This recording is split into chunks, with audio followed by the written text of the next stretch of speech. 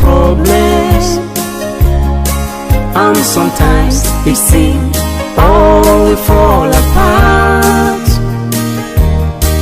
If we're careful to follow simple principles of love, we will make a happy.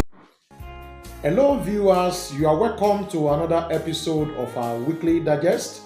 I want to appreciate you for always viewing our video, for your comments and for your like. I appreciate you. This time around, we are going to start a series that I am sure is going to interest and also benefit you. I titled this series, Know Yourself and Who Can Be Your Partner series. It's going to take us some time to run through this series, but if you can follow us from the beginning to the end, I bet you are going to give us a thank at the end of it all. It may sound worrisome somehow to hear that grown-up person did not know him or herself, but that is the truth. Based on my counseling experience over the years, I discovered that apart from people knowing their age and gender, there are some people they don't know any more thing about themselves. Whereas I sincerely believe that this is one of the major problems that what is causing a major problem in marital relationship today. How will you expect somebody who did not even know or understands him or herself to understand you, to understand another person? In my knowledge of emotional intelligence, I understand the fact that it has to do with individual understanding themselves, understanding the emotion of the other person, and being able to relate the two emotions for behavioral balances. So for you to be able to make marital choice, you need to know yourself, understand the other person before you can make a decision. Inability of people to really know themselves is a major reason for many imbalances that we find in marital relationship today. This, of course, is a global challenge due to the fact that in a lot of areas across the world, especially in Africa, a lot of people will not go for counseling before they conclude whatever they want to conclude about marital choice making. Of course, this statement is based on a global research. Some that dares to attend counseling classes are doing that to fulfill all righteousness because the church will require it. And it is even funny that some even decided not to have their marriage solemnized in a church in order to escape counseling. This is confirmed by personal experience being an Anglican clergy. Truly, the devil is using failed marriages to attack our world. But for few people who will be willing to learn, this video will benefit you. Unfortunately, we are cooperating so much because many of us will have made our decision, concluded everything about marital choice before we begin to look for counselor, just to act as a rubber stamp for a decision we have already concluded. However, I am making this video series for those who are ready and those that are willing to learn. In this series, we shall start with the issue of knowing and understanding our temperament and relating temperamental knowledge to marital choice making. In this video, let me open the floor by discussing what temperament is all about. And I'm going to lay a brief historical background. This issue of temperament studies started with a Greek physician called Hippocrates in the year 460 to 370 BC. And he identified 4 temperaments. That is, there are 4 types of people. People on planet Earth can be categorized to 4 types, which is sanguine, choleric, melancholy, and phlegmatic. At least you belong to one primarily. Another Greek physician called Galen, between the year 129 to 216 CE, expanded the thought of Hippocrates and link the idea of temperament to personal traits and behavior. And that is exactly where this series begin to get interesting. Because what you are going to encounter in any relationship is behavior. Generally speaking, temperament refers to your natural characteristic that makes up who you are. For example, you see dog barking. That is part of the characteristic of a dog. Then you know what we have there that is making sound is a dog. So your characteristic is part of what will enable you to know where you belong in the classification of temperament. It determines your behavior that you are born with.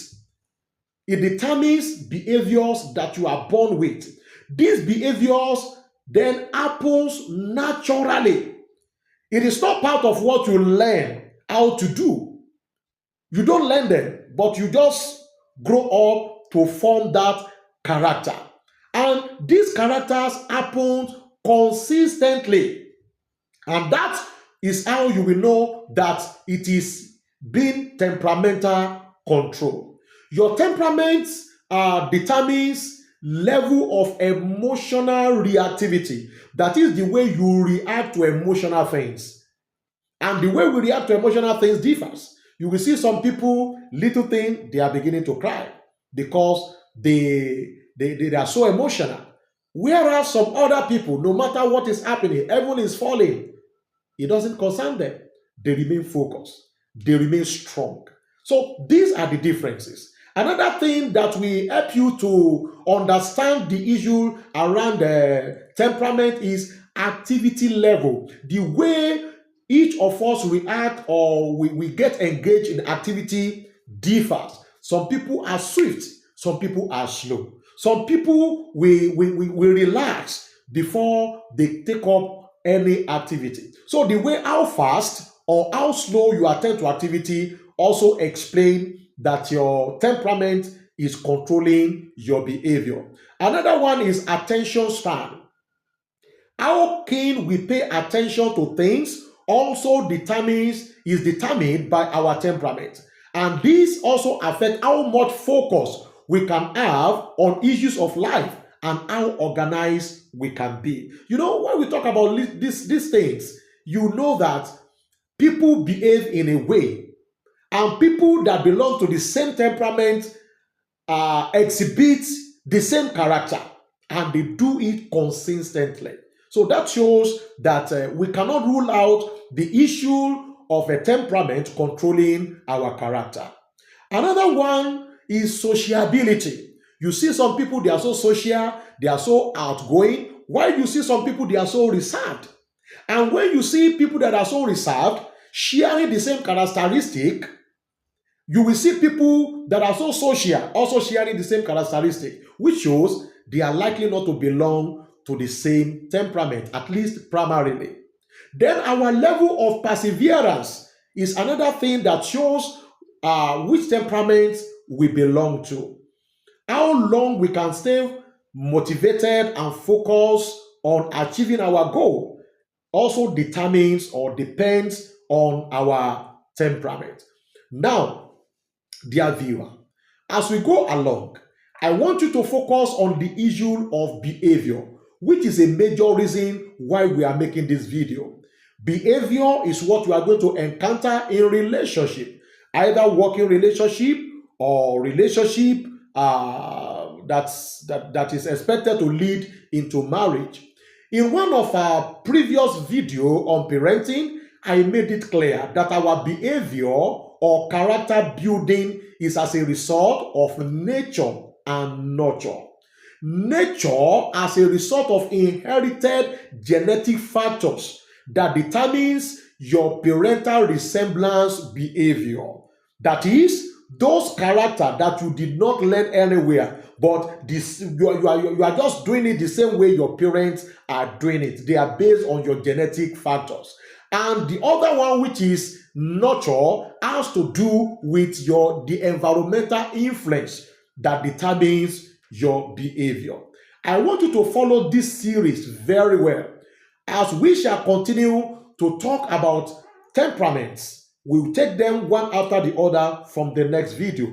However, before we go ahead, there are two things I want you to take note of. Number one, there is no temperament that is outrightly bad. And there is no temperament that is 100% good. All the temperaments are good on their own. They all have their strength and they have their weaknesses. Number two, everyone share blend of at least two temperaments. One is primary and the other is secondary. The one that is primary will be more pronounced, and you will know that this is your primary temperament. There are four major things we stand to achieve at the end of this series. Number one, you will be able to conveniently and clearly place your own temperament, and that is understanding yourself.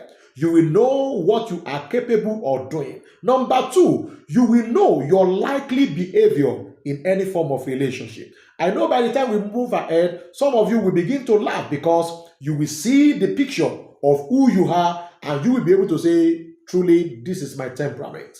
And number three, you will be able to identify your strengths and weaknesses. In case you have never taken cognizance of your strengths and weaknesses, this series will expose you to those things. And number five, you will be able to know the kind of temperament that is better for you in a relationship. So that after this video, when you go out on dating, you will be able to know what to watch out for. By the grace of God, next week we shall be looking at sanguine. How can you know you are a sanguine? What are the common behavioral manifestations of a sanguine person? What are the strengths of a sanguine man? What are the strengths of a sanguine woman? What are the strengths of a sanguine, either male or female? You will be able to place yourself, because sometimes male and female react differently, slightly differently, even when they belong to the same temperament. Before next week, I want to employ you to kindly share this video. Encourage somebody to subscribe to our YouTube channel in order to be part of this series. I am very sure at the end of this series, a lot of people will have been assisted. Till then, I remain your counseling psychologist, Venerable Dr. Oluwarotimi Abiodun Komolafe. God bless you. Don't forget to like and share our video, and also drop your comments. God bless you. Say sorry, please forgive me, I love you.